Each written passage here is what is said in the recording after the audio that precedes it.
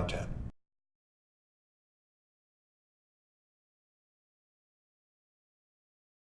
With respect to the evolution from Army, Navy, and Air Force doing their own certifications, or we call them demonstrations leading to a validation at that point in time, some of the projects were very clear. It was an Army contract. They were making ammunition, even though the ammunition might be used by the Air Force. And some, like shipbuilding, of course, the Navy would head those up. So while I said we would share people if we could, if they were available, we still sent the reports. I had mentioned that before.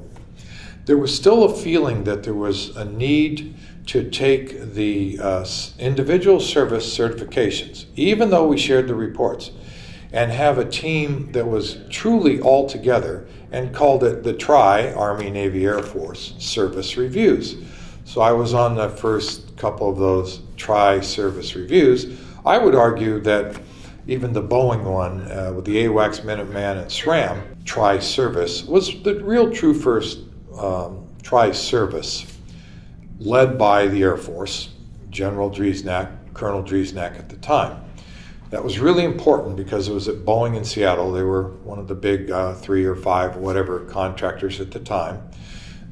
They needed a couple of good runs on the board to have people say, this saved me time and money. They did the first one in '69 at General Electric. And so there's a little competition here between the companies. And also the insistence that we be more consistent across the services. So we evolved from a single service to a tri-service. Now, underneath that, you had a breakout. One, research and development contracts. So you actually used to get a certification, or validation as I still like to call it, for research and development separate from a production validation. And the reason is very simple. In research and development, you have incredibly different systems. Things are moving a lot faster. The configuration is not firm of material and equipment yet because design is occurring on the fly.